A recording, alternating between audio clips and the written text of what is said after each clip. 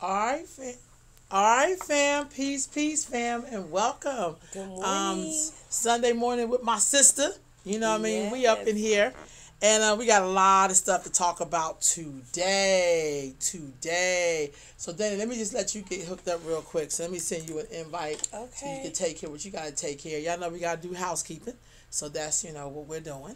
We're also today live on the YouTube, and so we're working on getting the YouTube channel set up. But right now, that's what you see me doing. I'm doing double plug up in here. But I'm a black woman, so I do double plugs. That's what I do. My sister, you know what I mean? So, we up in here. So we're going to start off today. We're at the MLK weekend. And with this MLK weekend, there's a lot of stuff going on across the city of Sacramento. Some stuff started yesterday. Everything from marches to breakfasts to, tomorrow is a wellness festival at health and wellness festival at the Grant High School as a part of I think it's the Family Wellness Center. I'm gonna make sure I get that information correct. That'll be going on tomorrow, and I got tagged on that too. Let me go to that, but that's also what's happening. Here it is right here at Grant High School tomorrow. The Neighborhood Wellness Foundation will be holding its annual health and wellness festival at Grant High School from 11 o'clock to 3 p.m. They're gonna have health screenings. They do this every year. So Wellness Expo, and their theme is always mind, body, soul, community. That's nice. And this is going to be awesome. They're going to have everything. They're going to have, this is what they have: mental health information, education and resources, financial literacy, health screening, sport physical, mammograms, entrepreneurship information, and more. And I'm going to be out there with some young people having a booth. They're going to be doing some interviews, basically asking folks, what does MLK Day mean for you? And do you use MLK's philosophy every day you breathe? Especially in this era of number 45. So that's what's going on tomorrow, and I'm going to be in the house with that. And yesterday, I want to give a special shout out to Miss Jacqueline McLean and Miss Austin, my second community mother, who helped me to be honored at a women's auxiliary breakfast yesterday for MLK breakfast, for MLK holiday. Thank you so much. It was inspiring. It was full of black men and black women who were Black Baptists, and it was phenomenal. The minister his message was off the chain. I gotta get his brother. Sorry, y'all, I'm in my office. So it was this yesterday. And it was absolutely great. It was their 35th annual MLK Day Prayer Breakfast. Nice. And the theme was the freedom that never ends. And it was the Northern District Baptist Association Women Auxiliary. It was awesome. The minister who gave the message, if anybody in the Bay Area, and if you're in Richmond, California, or in Oakland, or in that surrounding area, this guy's name was Dr. Alvin C. Bernstein. He was phenomenal. He's the pastor of Bethel Missionary Baptist Church. Y'all, I'm not really big on listening to people give lectures unless it's stimulating. This brother was straight up spitting fire. He was telling the truth, and the way he spent it was incredible. Had me on my feet the whole time. I was glued. Okay. So definitely, this was great yesterday. Anything going on, Dana, that you want to talk about or share? Yeah, it is. But before we do that, did they honor you yesterday?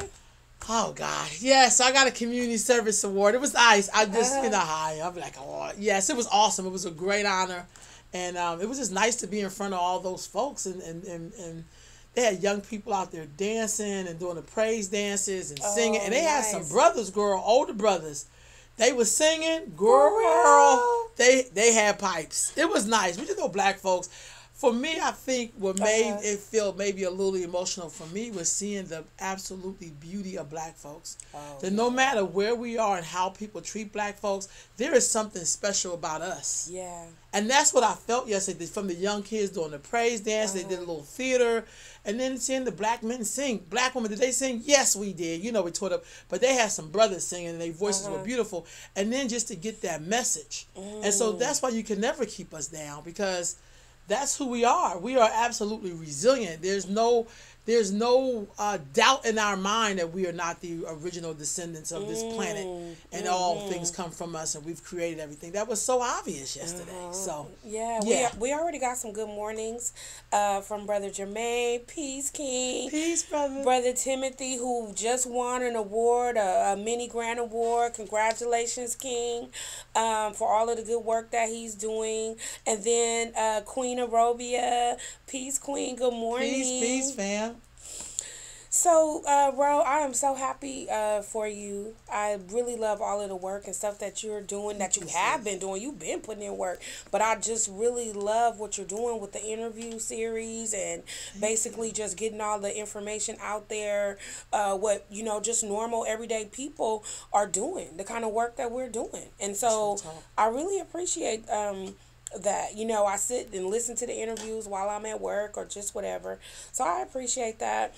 I just have a couple things that I want to shout out. First of all, Nubian Family Beauty Supply. I want to thank everybody who has been supporting me and my sisters, Anissa and Faith, and the family, the whole family.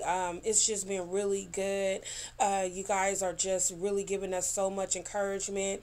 We welcome the ideas and just the support. It just feels really good, because we took a risk when we went into this. And it just feels really good. We just feel right at home. So we appreciate that. Just wanted to remind and let you know and ask you to please invite your friends and family. We are open 6 days a week. We're closed on Tuesdays, but Monday through Saturday, except for Tuesday, we are 11 to 6 p.m. Tuesday, we're closed. And then on Sundays, today, we're open from 12 to 3. So come on and stop by today. But I want to remind you that, the African Marketplace is every first and third Saturday. And this Saturday coming up on the 20th, we will have the African Marketplace. The Kings and Queens Court is going to have it smelling real good with the food. All of the vendors will be on lock. There'll be drums and stuff like that. But we want you to come on to Suite 135, Nubian Family Beauty Supply, where we'll be doing eyebrow maintenance with Miss Destiny. So please, if you could like the Facebook page, or if you're one of my Facebook friends, look on the Facebook page. I'm Dana Maisha. Please do that and come on and bring your friends and family to that. One more thing. There's also going to be a creative writing workshop at the African Marketplace from 1 p.m. to 2 p.m. I will be sending out an invite for that. But we'll be back in the section where the literacy section is, okay? One more thing, too. I am so excited. We're going to be partnering with Focus on Family and Crystal Bowl Books, Boys in the Hood Book Club. We're going to be working with boys from 8 to 12 years old, and we're going to attempt to block the school to prison pipeline. Okay, we got a really good book. Miss Jackie with Focus on Family and Black Child Legacy. It's so funny because when we came to her with the idea, it's kind of like it's kind of like we just walked into a perfect marriage. And we have a good curriculum for the first book. Actually, we have the first 2 books already planned out. It's going to be really good. So if you can please bring your boys to that. That's going to be starting February 2nd. It's going to be every Friday evening. We're going to, they come 6:45, grab a snack, and then we go in for 1 hour. And so I think it's going to be really enriching for them. So anyway. And the last thing before we get to our topics, I want to also give a shout out to the Sacramento Area Black Caucus, Always Knocking, and the Sacramento Poor People's Campaign yesterday they hosted a community potluck in celebration of Dr. King's legacy. Oh, nice. So that was absolutely beautiful. Y'all keep up the good work. See stuff going on all over the city, and I love it. And I'm pretty sure we have people. Hey, cousin Crystal, how you doing? Love you. We have our birthdays are like a day apart. So anyway, so it's good seeing y'all. Peace, Sister Grace. So we're gonna get into some of the stuff we see. So it's like Sunday morning, and we like to talk about basically what's going on in the news. So it's MLK weekend. Y'all's president, number 45, has signed a proclamation. For MLK. MLK proclamation. And I'm going to tell y'all the truth. I've been trying to figure out exactly what the proclamation was, and there's so much publicity and hoopla around it. We know that, I feel like, in my humble opinion, it was a publicity stunt. But I don't even, if anybody out here knows exactly what the proclamation was supposed to be about, please let us know, chime in.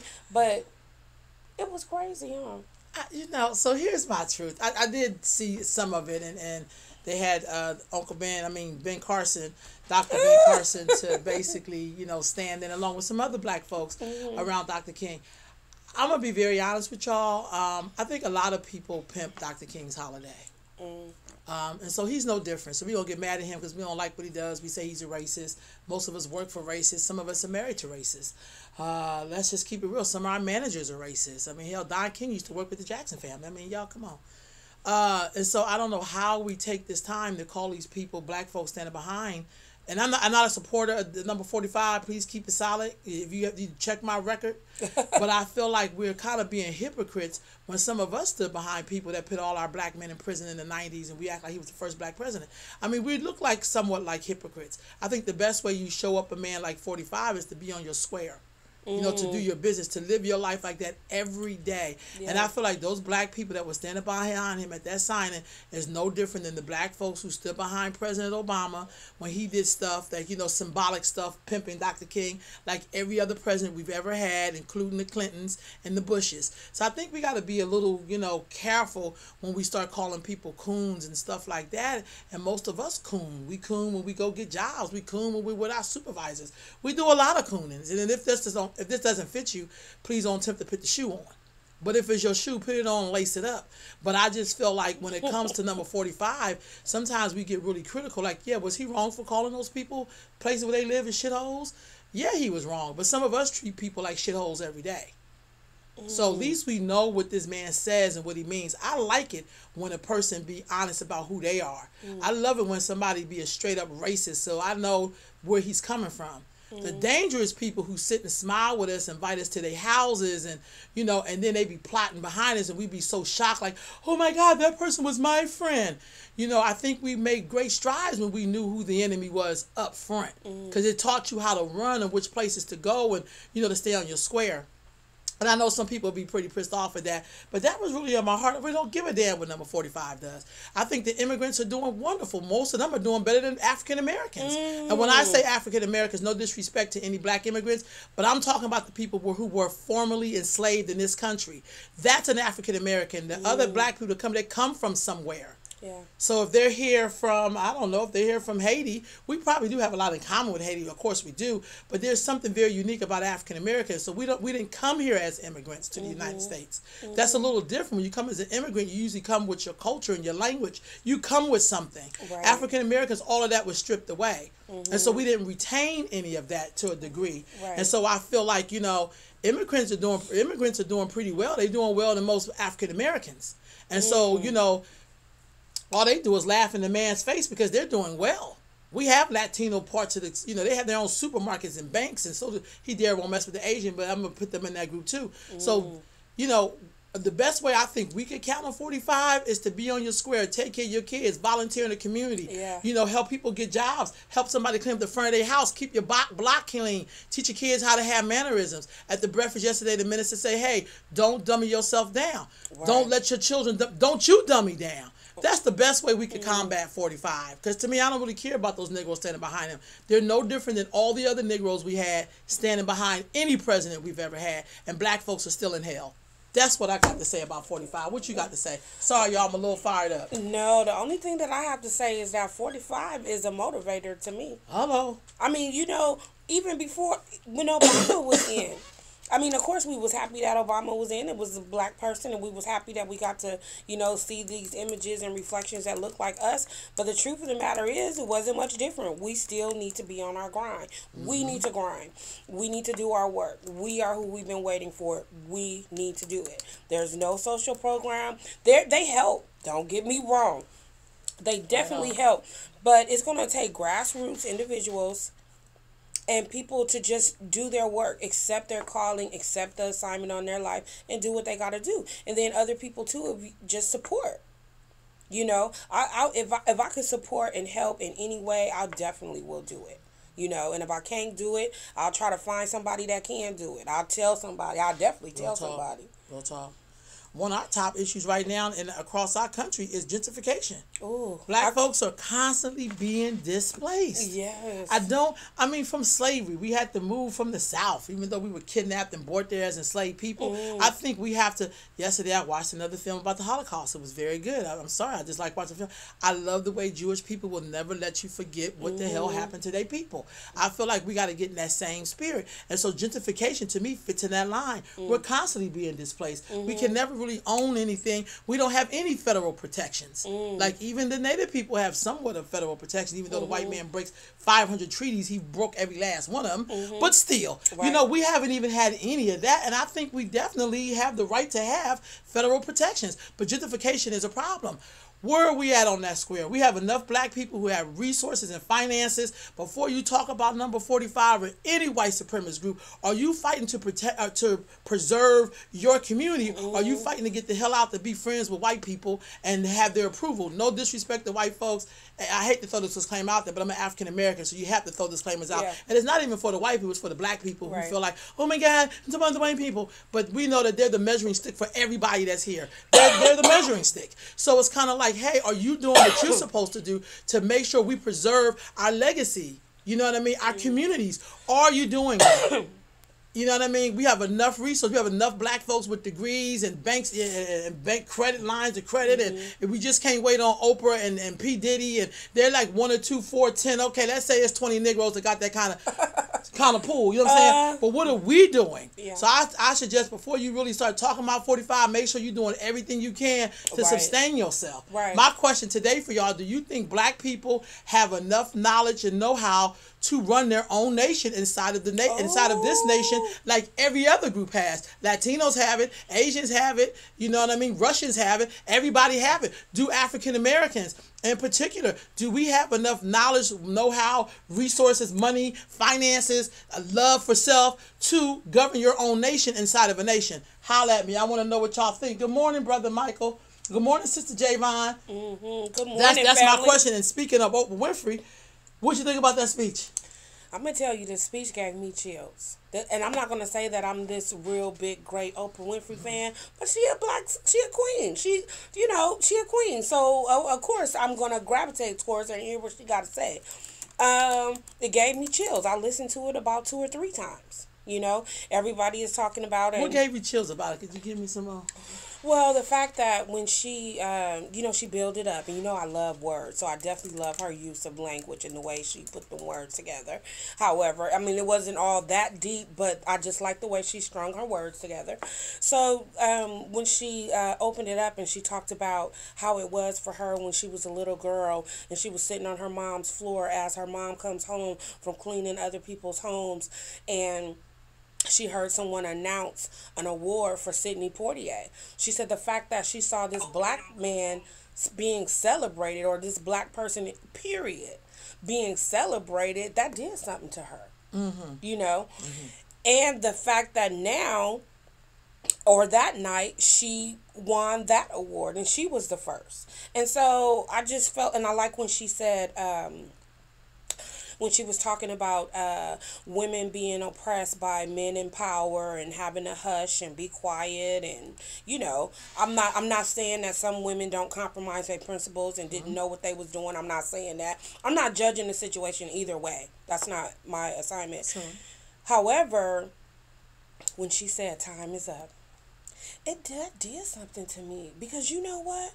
I really feel like we are living in a time, regardless of who is president, we are living in a time that the environment is conducive and right for us to do our best work. I really feel like that. And so, yeah, I loved her speech. I thought it was really good.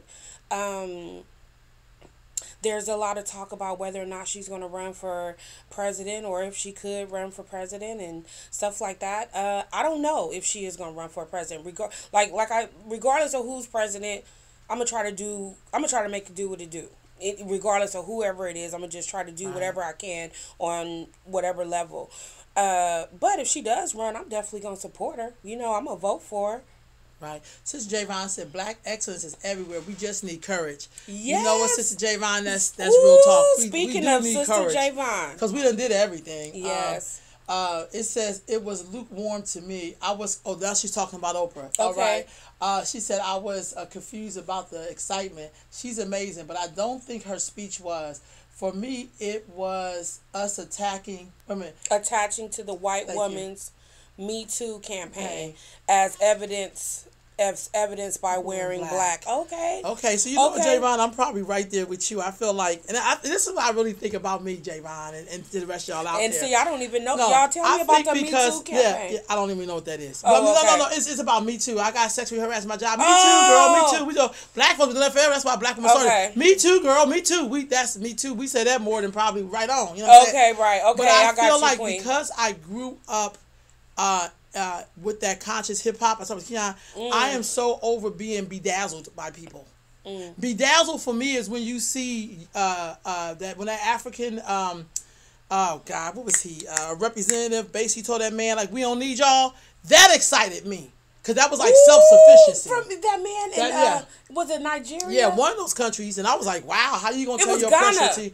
It was Ghana or Guyana. I think it was one of those countries, but I'm saying that would excite me. Yeah, I'm with you, right, Jayvon. I definitely right. believe in black excellence. I really do. Yeah. And I think Oprah Winfrey does phenomenal stuff. So I'm not here trying to diss Oprah. You know, I just feel like you know, Oprah's one woman, and I feel like if she ran, would I vote for her? Yes, I will, even though I think she's not going to change anything for me. Because I think when you have black people, when you have black faces in high places, it don't mean nothing for the black population. So I think it make us feel good, but hell, I can go to church and listen to some gospel music and feel good and put my hand up and be like, I hear you. Yeah. But I feel like Jewish people, you can't be an honorary Jew. You just have to show that you are a friend to the Jew by what you do. So I'm not into people making me feel good. I want to see what's the outcome. You know what I mean? Oprah Winfrey know that that's always happened in Hollywood, but she made friends with the people because that's what you got to do to make it through. I think we have to clearly understand how this game is played, and black folks got to get out of emotionalism. That is fucking us up. Excuse me for cussing, but it's killing us. That we're so into wanting to feel good. That's why people get up in the morning and have to smoke weed and have a drink or have a Coca-Cola or have some coffee. That's an addiction to making you get up in the morning. So that's why I threw that question out there. You know, can we really govern without this being made to feel good? You know what I'm saying? Because I feel like courage is a very big thing. Yeah. And I'm not hating Oprah. I wasn't moved by the speech. I only watched it like 2 days later because people was talking about it. Oprah's going to always she could talk about bubblegum and we would be excited because it's Oprah Winfrey and she make you feel good. You know, she's like a black woman. I mean, that's what we do. We make you feel good. We make you feel safe. We make you feel empowered. Sidney Poitier, to me, love the elder, but Denzel's my man. So Denzel was. Did you see? Yeah, did you see? I love Denzel. Yeah, I mean, everybody knows I'm a Denzel fan. I'm a Denzel fan. But I feel like, Jayvon says the black woman's issue is lost under the white woman's issues always, all the time. Right. Like, the sister started that Me Too movement and she didn't even make the cover with the white women. But I feel like that leads to another question. Do black women and white women have the same issues? I always feel like, can white women allow black women to have their time in the sun, even if it means that they get put on the spot? Because more white women benefited from affirmative action than black people as a whole. Now that's a whole nother thing. We got such stuff on here. I'm just like, wow. We do. We got some comments on here. Let me try to read it. Okay, so Renita Harris. Good books for the book club. He was labeled as mentally slow by a racist school system, but now he is receiving his PhD at Columbia. He would be down to talk to the youth too. His name is Joseph Matthews. Yes, thanks, Queen. That. Thank you so much. That's the good thing too. Another thing too, I think that we have so much power within our circles that we just need to utilize them and maximize them and just talk and just network. Like, I really love that. Thank you so much. Good morning, family. People was telling us good morning. Good morning.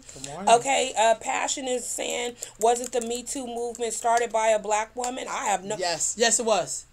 Oh, okay. Yes, it was. Okay. It was started by a black woman. Okay. That's what I was saying. Like, his sister started, but you would never know.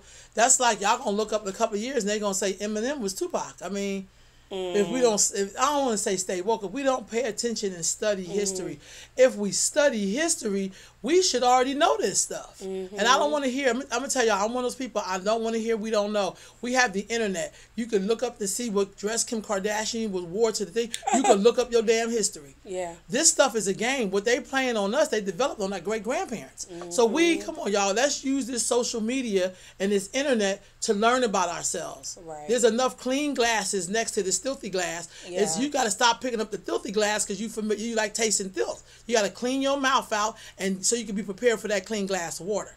That's the best way I can put it. And there's no diss to Oprah. I love Oprah. I really do. But I just also know, y'all, come on, like, stop being asleep by people. I'm gone with being fascinated with black people in high places. It don't really mean much to me. I want to know what you do. Now, if you're doing some stuff, I'm going to get excited. That's the purpose for all the interviews. There's black people out there making stuff happen that's right in your backyard. You know, quit waiting for it. And how I seen Oprah, what Oprah said to me ultimately, and I love Oprah, but she really makes me feel like we have to have white people's approval in order to feel legitimized. Like, I don't understand why we have to wait for them to say, good job, and then we've arrived. Arrive in your own community. That should mean something. I don't see Asians doing it like that. They got their own stuff. Well, you're making me think about, I go back to this when the uprising was going on in Ferguson, when Mike Brown, I believe, was murdered. And, you know, a lot of people were organizing and stuff like that. And somebody saw Oprah, and Oprah was like, oh, what do you think about what's going on? She was like, I think that is good. But, you know, it's kind of like, what do you want? And then people criticized her because she was like, we needed to be organized about what it is that we want. You know, you got to do more than just march. You got to have an agenda. And so, you know, people were critiquing Oprah and stuff like that, and they asked Oprah, what are you doing for black people? And you know what she said, and it was so profound to me. She said, I don't want to say she said she's Oprah freaking Winfrey, but that's what I heard in my mind. But I think she just said she's Oprah Winfrey. I'm doing it. I'm Oprah Winfrey. And I think what she meant, she wasn't trying to like pop her collar because she don't even need to. She was just trying to say, I'm doing exactly what you can do. Real talk. I'm doing what you can do. Real talk. That's it. I'm on my grind. I'm on my dean. I work hard. I focus this and I focus this, and this is what I do. Did you hear me say I'm not criticizing Oprah? I did. Oprah I did put hear you say over that. 500 black men through Morehouse. I am not criticizing Oprah Winfrey. I'm really not. I'm just saying that I know that she's in an arena that she has to play their game. I'm not illusion that means inclusion. For me, I don't want inclusion. I want my own stuff. Right. I want my 40 acres and the mule. I want what every other group has gotten here, some kind of reparations. I don't want it through college scholarships. I don't want it through affirmative action. I want what it takes. I want you to give me back what you stole when you stole me. And now that I built your country, you're indebted to me. Yeah. And black folks got to say that. I mean, I still say that as I work. Yeah. But I think we got to, y'all keep it solid. Yeah. Just keep it solid. Yeah. Like, my God, I'm not criticizing Oprah. Oprah's over here somewhere. I'm not, come on, Oprah's one woman. Yeah. But I know she does put her work in for black people. So I'm definitely not getting on her. I think she does phenomenal stuff. She put over 500 black men through Morehouse. Now that was at a later date. Who knows how many she put through now. Right. And who knows all the shit doing working out. Who knows all the work Oprah really does. But for me, we have to learn some strategies. Like, it's not my job to criticize. I'm pretty sure Oprah doing what she have to do. Make sure I'm on my square. Make sure we on our square. I hear black people criticizing them. You can't do stuff like be loyal to your wife. You can't do stuff like take care of your kids. You can't go volunteer at your kids' school. Like, there's some basic stuff that we do in criticizing people, and we ain't on our square. We got comments. What you got? You probably see more about it. Okay, no. Good morning, Deborah. Yeah, everybody is saying good morning, family. Farmita, darling, she said, yes, sis, say that. She's bearing witness. Morning, sister, making breakfast while she's watching you. Yes. Peace, family. We got Lanesh Kuzan, loving the power words. We need more queens like you, too. Oh, my God, that is so sweet. You the queen. Takes a queen to know a queen. Yeah, it takes a queen to know a queen. Renita saying American won't let black people be great. They thrive off of us being at the bottom. Okay. Where you at? I think I seen Sister Jayvon said, I love Oprah. Doesn't always mean I agree with her. Right. That's what I'm saying, Jayvon. Right. And, I feel you. I'm right there with you because I think you can love people and we could be on different sides. That's why I feel about religion. I think you could be a Christian or a Muslim or a Buddhist or atheist and still rock with each other because it's a commonality. Right. But I think with black folks, we got to get this classism out the way because classism that's the problem with black folks and why it's hard for it to come together. We act like if your hair ain't permed or if you ain't got a natural hairdo or you go to this church, you a Muslim. Or you go to Second Baptist and I go to Third Baptist, and it's like, okay, all of that is a distraction. And when you get pulled over by the white man, he don't say, now what denomination are you? So I can feel if I'm gonna beat your ass hard or beat your ass off. Let me y'all come on with it, y'all. Oh my God, bro, don't make me start screaming out here. And then Jayvon said, yes, Robert said that is the reality. You ain't never lied. America won't. Yeah, I know America won't, but this is what I know, sister, and I agree with you, but I also know black folks built America. So if we just focus on ourselves, we don't really need America to make ourselves great. Because we're the creators of this. We're the creators of the whole planet. So in reality, we really don't need them to make us great. That's what we're going to do for ourselves. So I just know that America can't exist without us. We the flavor to this thing. We disappear, it all falls down. You know what I mean? But it's like knowing your power and not letting them reign over you. Like I had to learn a hard lesson. This was years ago, that just because black folks have arrived don't mean we all arrived. No, it does not. You could drive down Mack Road and see that. Mack Road used to be the place everybody was trying to get to back in 1980. Do you see them homeless people that they set up tents along? Well, some of that could be towards you. It's a nice article out that talks about I'm homeless, but it ain't because I have mental health problems or I'm a bum. It's like the housing crisis is too high. The housing is too high. Gentrification again. Yeah, gentrification. You know, that's a good segue. And 7 out of 10 homes are owned by Asian people. And I don't know about y'all, but when I was trying to rent, they was something else. That's all I got to say. So black folks, this of color thing, y'all better get it right and quit aligning yourself with people who wouldn't be of color for you and your struggle. They not out there on the front lines with you. Another story here. That's a good segue into our little gentrification thing that we wanted to talk about. I really feel like Sister Jayvon is on here. I feel like Sister Jayvon and the whole crew, all of you all are doing such a great work. I'm so looking forward to the documentary piece. Well, there is a documentary piece. I wish that we could put the link to the documentary piece in. You know what? Later, you guys, I know that Ro is going to put the link to the documentary that Sister Jayvon is involved in. But it's and all of those people that grew up in Hunters Point like me and know about the Opera House and know about 3rd Street. You guys want to tune into this. Gentrification hit San Francisco really hard. I know it hit everywhere, but you know how when you from a place, it's kind of like, wow. First, I think we seen it happen to Fillmore, okay? And then now Hunters Point don't even look like what Hunters Point used to look like. And so anyway, Dr. Coleman, the Dr. Coleman Center, I believe, right, the Dr. Coleman Center, that center is I want to say, I'm not going to say it's being gentrified, but it's being, they want to use it for something else. And Sister Jayvon. Well, they want to, somebody's purchased it. Sister Jayvon had reopened it, the building and practice and stuff, but they're trying to remodel it. Sorry, because it hasn't been remodeled since the 1960s. Okay. And so here she is, along with the group of people. It's not just her, but it's her organization, the Marin City Health and Wellness Center. They're trying to preserve that legacy of black people, particularly 13 black doctors who opened up that building in 1960 to provide health care to our community. And so now the building's been purchased, but they're trying to restore it, and then also, who knows, maybe they can purchase it. But we have to preserve the legacy of things that's a part of who we are.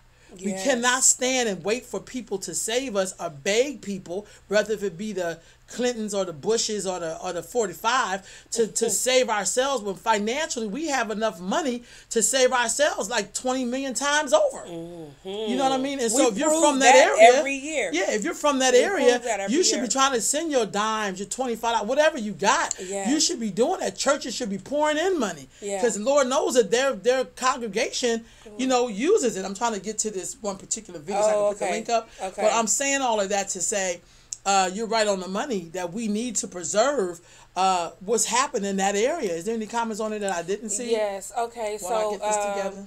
People are saying, teach queen, the truth in it is sad. Ashe, I agree. We spend more time trying to fit into madness instead of taking care of ourselves. More study, less talk, and strategic action. Yes. We are going to have to operate on a higher level. I was talking to Queen Passion yesterday, probably like we up, I think it was like 6 something in the morning, and we were just talking about how basically how we all need to take care of ourselves, make sure we take care of ourselves so that we can do our best work. And we're talking about, you know, being overwhelmed and being busy, but what that means is that we're just gonna have to operate at a higher level.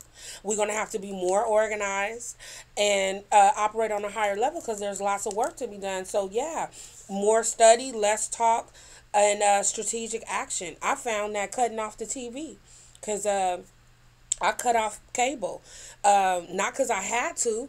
I guess I did have to, but it wasn't for financial reasons.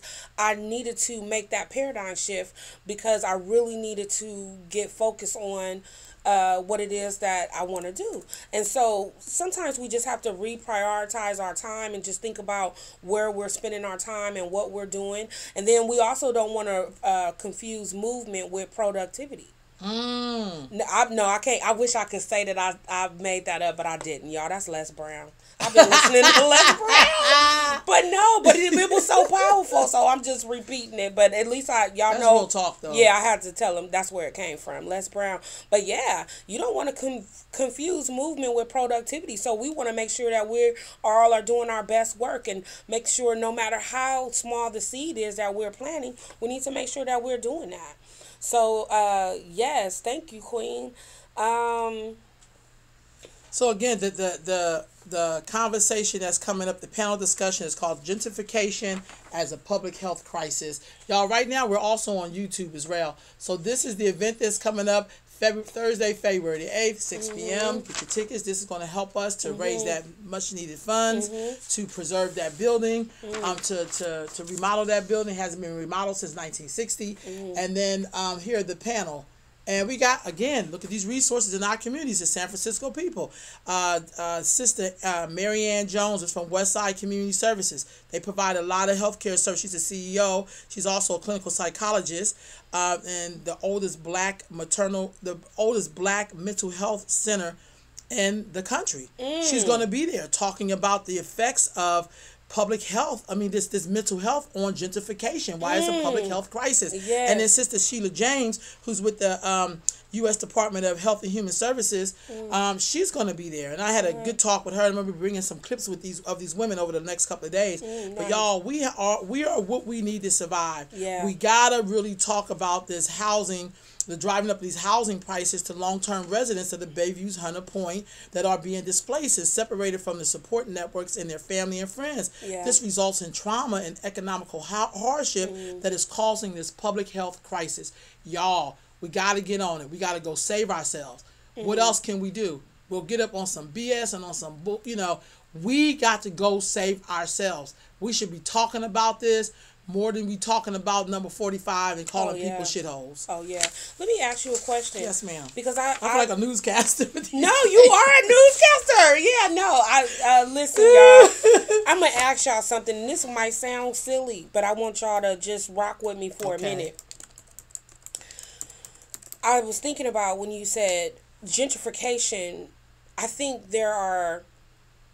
One way we kind of contribute to it, hear me out. Sis. Hear me out. Keep going. You know how when we send our children away to college, or they go away to college, and I think that's really good. That's what they should do, because they get that experience of being away from home, especially those who go to historical black colleges, and they get that. If you've been on the West Coast and stuff like that, you get that down home Southern feel. To me, I think that's. Closer, that kind of mannerism is closer to what has been ingrained in us and what our ancestors wanted for us and how we needed to have more of a village mentality. I think when we moved out west and moved up north, somehow we kind of lost that a little bit. So I'm not hating on that.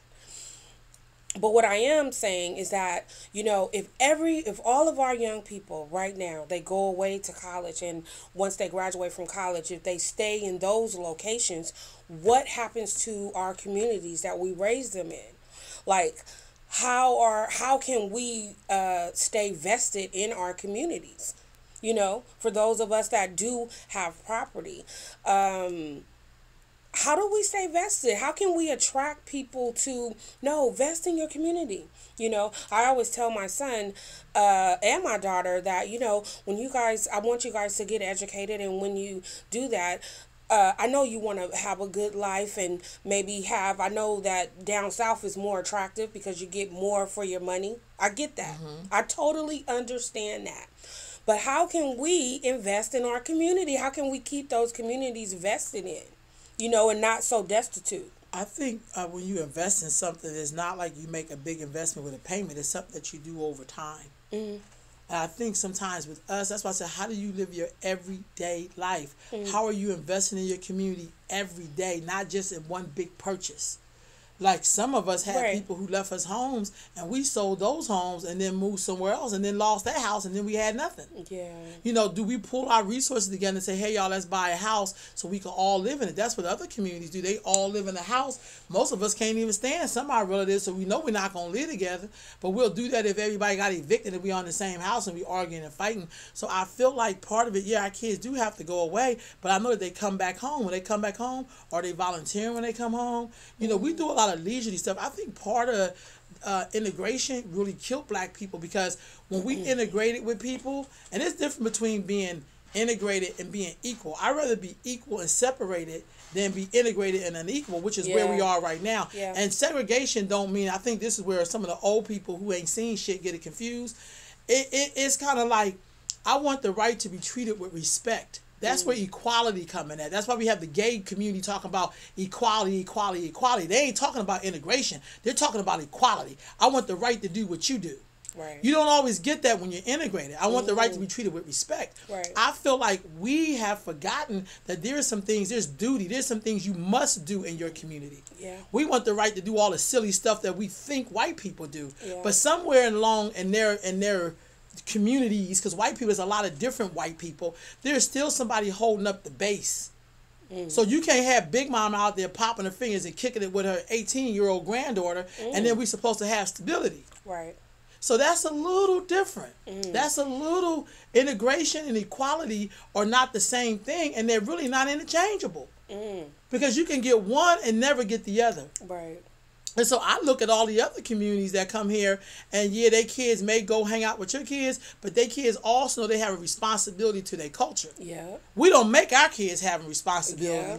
Let's be honest. Well, why my kid got to do something? Because you have a different obligation. Yeah. The same way other communities will come play in your community and then go back to their community where there's calmness and order, and they'll come hang out with us doing chaos and, just no order. And I'm not just saying that's all of us, y'all, but I'm saying it's enough of us. Where if 7 out of 10 homes in California is owned by Asian, how many homes is owned by black folks? Those are questions we should be asking ourselves. So is that a value question? Because you know what? It's not a money thing. I didn't say how many of us own tennis shoes. I didn't say that. No, what I'm saying is it a value question? Because is that how many of us know the value of owning property? Because the reason why I'm saying that is because I don't think it's that we don't have money. I don't think it's a thing of money. It's never a thing about money. What are we in the world? Spending power as black people. What were we, a third or fifth or whatever in the world? $1.3 trillion. So we know it's not a thing of money, but I think it's a thing of value. Right, that's what I'm saying. And we the number one consumers. And what we value. You notice people with money, like people not like I have a whole bunch of friends with money, but the people that I do know with money, I notice that they don't put value on the same things that I put value on. Like, for example, me, I love accessories. I like colors. I like to look nice or whatever. I think I try to do something, but I noticed that they will have they'll wear that same pair of pants and just change their tops that week. This one guy, he didn't even have no socks on. He had on some penny loafers. But this man was a millionaire. Like, they don't That's not, they don't put their, I guess people with money know how to reproduce money. I also feel like whether if it's people with money or people without money in terms of other people, I think they're not worried about what you think of them. Oh, no. If black people work around a lot of rich white people, we spend so much time trying to compete with their things, to wear the things that they're wearing so we fit in. We're totally obsessed with fitting in and wanting people to know, I have what you have. I got what you got. I'm just like you, instead of just being a damn self. Just be yourself. But I see us do that across the board. I don't care if you're hanging with people that's supposed to be, in the ghetto or whatever the hell, or if you're hanging with high hoity-toity, Louis by Louis bag people. Black folks, when we get in stuff, we think it's about the look. Like, do I blend in instead of just being who you are? Yeah, just be who you are. And just be your most authentic self, too. And I think a lot of that comes from knowing who you are and being proud of that. I do think I'll meet somebody blacker than 1,000 Midnights and they want to tell me how they mix with white. What are you expecting from me? A cookie? Right. Like, what? What does that mean? Go around white people and tell them that you mix with white and see if it's going to change whatever you want them to think about you. Right. But we're really concerned about that. See me, and I don't know how, I know it's attached to self-hatred. I think to a bigger level, and not being proud of who you are. I am so not ashamed that I'm a descendant of people who were enslaved in this country. No, I'm more proud than ever. Yeah, because I'm like, give me a break. But I feel like you have to understand what that means. I don't have to jump all the way back to Egypt. Nothing wrong with it if y'all do that. God bless you. But I know that for this country, my ancestors are the key to why this place is standing. So I'm very proud of that. And no one's going to try to make me feel, no, you're supposed to feel, no, boo. I'm very proud of that. Because I know what's in me directly. Not some stuff I got to dig, like, give me a break. Right. Because I say some of you Negroes, if you are descendant of people who build pyramids, why can't you build a pyramid here? Why you don't own nothing? I think about that when I'm in my math class, struggling, trying to solve for why. I don't know. Sometimes I just be like, Lord, and I love black folks. I don't want people thinking I don't love people. You can check my track record. I love black folks. But I think somebody has to really say some things to us where we could hear the voice of reason and stop fronting. As they say in old school, we front a lot. We're the key fronters sometimes. We talk about what we got, and then when it's time to show up on some real stuff, it'd be 5 people, but it was 5,000 people talking about it. Something's wrong with that. Yeah. Something's totally wrong with that. We should be showing up every day. This is MLK weekend. How many of y'all really live your life on what you think Dr. King's legacy is about? How many of y'all is down with the Poor People campaign and your work? And I don't mean go out and feeding homeless. I mean, that's one thing. But in terms of the way you treat them, how you speak to them, when you see them on the street, are you kind to people? Some people believe in all these holy books, and you read the hieroglyphics, and do you practice that stuff? Yeah. Or are you just an educated fool? Or are you a kitty Quran quoter? Are you a babbling Bible reader? I mean, come on. Bro, come on now. I stole that from Dr. Collins. I used to love what he used to say. I just can't make it go blah, blah, blah, blah, blah, blah, blah. But I'm just saying, like, we have access to a lot. Somebody told me once when I was visiting another country, this is a black person, and they asked me, for black folks to have all of these resources in America, why is it that we seem like we're in such a moral crisis? We have everything. Open up your closet. How many shoes you got in your closet? How many pairs of tennis shoes you got? Yeah. How many TVs you got in your house? You don't even need one damn set. I personally have 2. One in my bedroom, one in my living room. I should probably take the one out of my bedroom. But I'm just saying, for myself, I'm talking to myself too as well. So how many, could you live without it? Yeah. How many of y'all have stuff that you absolutely don't? I have a storage. I'm going to get ready to get through my storage. I'm about to give away a bunch of stuff. But really in myself, it's like, why do we need all of these materials? We don't. We really don't. Some stuff you can't. I went in my closet, and some stuff, I haven't even worn There's it. some stuff I'm never getting in again in life. Yep. And I'm going to accept it, too. I'm going to accept it. And I'm going to get rid of a lot of stuff, too. So, family, that's all. For me, I feel like black folks, we have to have these kind of conversations. We have to really talk about this, y'all. We should be talking about this in our homes. I also find, too, with some of us, not all y'all, I'm not talking about all of us, but I also feel like some of us, we kind of shy away from having to take responsibility for the things we didn't do. I find that we don't want to talk about those hard periods, you know, or if you didn't raise your kids right, you never want to talk about that. You never want to. It's hard to get some adults to apologize for any damn thing. It's just hard. Like, hey, y'all, I'm really sorry that I was listening to stuff with y'all and I probably shouldn't. I was talking to Brother Keon yesterday after we did our broadcast, and I was saying I was growing up and adults was talking about some things that was adult business.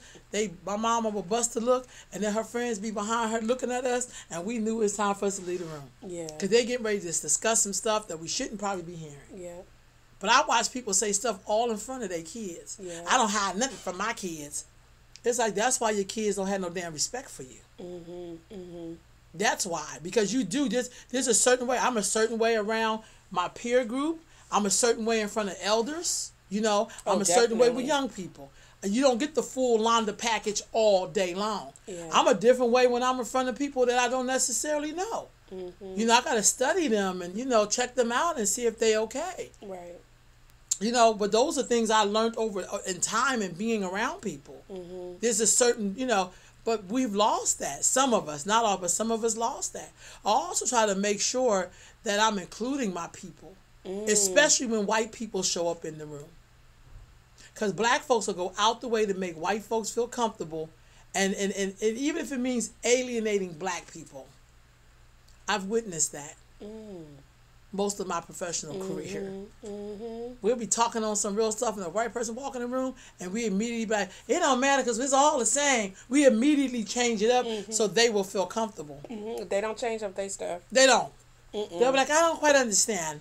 Why you have to say just black people? And then I explain, let me tell you about slavery. Girl. I've seen my sister girl Jayvon do that. She said, well, white supremacy is real. And I'll be like, whoa, because we do need to hear that. Yeah. We have to remind these people that you get to have white privilege because of your ancestors and me assisting them by being afraid of you because of slavery, that I know what you would do to me if I said my truth. I could be wrong as hell. You making me think about this film I watched on Netflix. I can't pronounce it, but Mary J. Blige is in it. It starts with an M. I know what you're talking about, girl. I couldn't watch it all because when they asked that woman to get out of her bed to help this woman have her baby, and the husband was like, my wife can't, I was done. I had to turn it off. No, but so did you see the part? But it was real. Did you see the part where, because this is about sharecropping. I think that we need to really, my dad's family, they were sharecroppers. And so just the more and more I learn about what actually sharecropping really is, the more and more I have a newfound respect. I do. For my dad and for people like him, because like some of these people that are in our community, they are bosses with regard to providing and making a way for their family. Some of them don't even know how to read because they were sharecroppers. But did you see the part where that man, his leg was opened up and he had to get up and help them plow that field? I didn't get that far. I'm going to have to go back and watch. I'm telling you, I was a bit disturbed.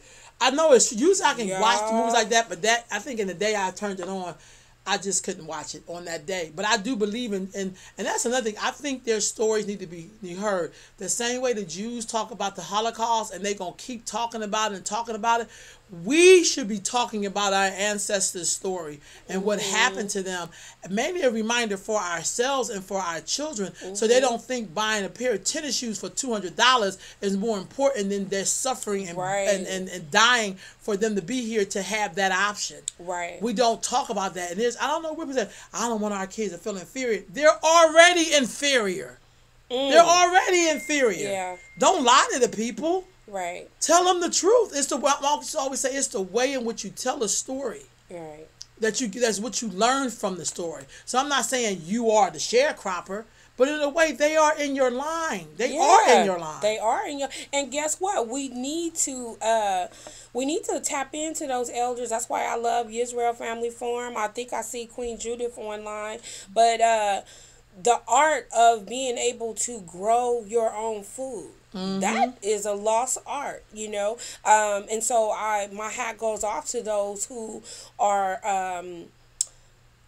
about that life and about that business. And so I think that that's something that we shouldn't be ashamed of, the fact that, you know, we come from sharecropping and the fact that we know how to work a field, because that's power to be able to know how to feed yourself. That's power. Real talk. Just some quick announcements. So on Tuesday, I'm going to be in it. But first of all, tomorrow at this wellness expo. I'm gonna have some young people, and they're gonna be interviewing people at the Yes. expo around what does MLK Day mean to you, and how do you use MLK Day legacies for principles in your everyday life. This is gonna be young people interviewing folks, asking them that between 11 and 2 o'clock, between 10 and 2 o'clock, and then on Tuesday at 10:30 a.m. I'm gonna be talking to Sister Attorney Tawali about law and black folks, because she's an attorney, plus building career and nurturing family. Nice. So here's a black woman in our community that's a lawyer, and we need to talk to her. Also, then we're going to talk to, next Saturday, I'm just going to throw these around, Earth Mom's going to talk to Natasha Starr about her nurturing her daughters. She has some beautiful, awesome, intelligent, brilliant daughters, and also running her international businesses. She does a lot of work internationally in other countries. She's the bomb. Nice. Then we're going to talk to Brother Richard Johnson, who I love this brother. He's fantastic, about building young minds and, producing productive youth. This is another, because I talk to brothers, sisters, young people, old people. Y'all, we got to talk to each other in this community so people can stop telling us who they think we are. And of course, in a couple of weeks, I'll be talking to Brother Jermaine about business, brothers, and building. Yes. So we got more interviews to come. I know I'm also going to be talking to Dr. Luther Castillo, the young brother out of Honduras. He's a Garifuna. He's here in Sacramento. He goes back and forth, and he's going to talk to us about the clinic or the hospital now that he's helped to build in Honduras. These are all black folks, y'all. They're in Honduras. They're Garifunas. They have a rich history he's going to share with us. But then they're also under attack on some human rights issues. And what can we do? Not just helping ourselves here in the United States, but our black brothers and sisters around the globe, because they look to us. And sometimes it don't mean you got to go to them, but keeping their name the same way we helped Nelson Mandela keep his legacy alive during the apartheid era. So there's things we can do to help lift black folks wherever we are. Yeah, even just a simple post share. Yeah. When somebody is, if there's a link to an article that we need to really read, all of us need to read and look into, or whatever, we need to share some information. Even just as simple as sharing a post. That's real talk. That's real talk. So today, y'all, we really are doing like only 60 minutes because we all have stuff to do. Also today, there's there's like a Haitian celebration. Oh, where? Dance. Well, this is in the Bay Area. It starts from 2 to 7. I'm going to try to go. Okay. I have so much work to do. Bro, but I really want to go dance. She is so busy, but what I love. Jayvon, you should go. Yes, what I love. Tell them about the dancing. So this is let me see if I can find it. So this is in the Bay Area, and they're going to be having a where they celebrate Haitian dance. And the beauty of it is it's like this, how they bring in the new year around blessings. I'm trying to make sure I can find this, but I feel like we have to celebrate us wherever we are. Wherever we are. Michelle Strongfield was listening from Philly. Hey, sister, how you? And the name of that movie that we were referring to, y'all, is on Netflix. It's called Mud Bond. Mud Bond. Yeah. Thank you, Hasina. Yes, it's Mary did a good job, but it was you're going to have to gird your loins to watch it. But I believe that it's worth watching, especially with your children, because these are some things that, our grandfathers and our fathers and our mothers and grandmothers had to contend with. That's right. Yeah. They had to and endure. This was post-slavery. That's right. It was post-slavery, really, and pre-Jim Crow. We ain't even in Jim Crow yet. I mean, a lot of this was going on. It was horrible. I don't even want to give it away, but it was horrible what happened, Ro. Let me know when you see it. No, yeah, I'm you're going to have to be gird up to look at it, though. Yeah. So what it is that, let me see if I can click on this. So today, it's a white party 2008, but basically at this white party, it's a New Year is upon us, and Ra to Lemon would love to open ours. So this is a dance session for you. New year, new beginnings, new energy. The White Party is a community offering. This is a healing space that is created for participants to begin the new year off with positive energy, good intentions, goals, and manifesting. Our Sunday Haitian folk dance class is about to take steps across the floor. We are in church and using dance as a form of worship. Ritual dance, prayer, connecting and being, nurturing our individual bodies, mind, and spirit while collectively honoring Haitian luau's and the drum. We are grateful for yet another year to offer program activities featuring dance, music, and cultural enrichment. We are in deep gratitude for our community and looking forward to continue to uplift community with culture as increasing sustainability in the Bay Area, artistic community, and beyond. Come dance, sing, pray, break bread with us. Bring your positive energy along with intentions for the new year. Come and receive the blessing. So, y'all, that's happening in the Bay Area from 2 to 7.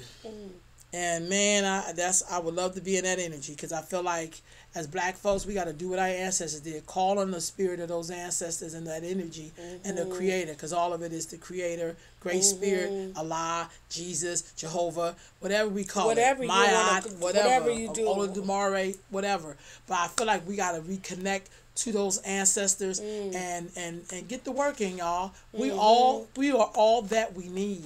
Yeah, we are, and we are who we've been waiting for. That's real talk. So y'all, thank you so much. Any closing words? I just want to wish everybody peace and love. I hope that you guys have a good week. Tune in. Bro is doing some good work.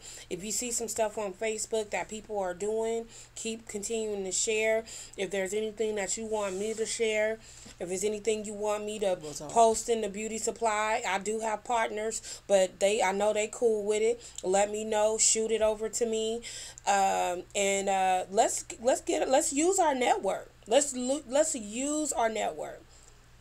Let's get it cracking in here. Hey. No. All right, y'all. So, in the words of one of our great ancestors, the Honorable Marcus Garvey, up you mighty nation, accomplish what you will. Peace, fam. Peace and love.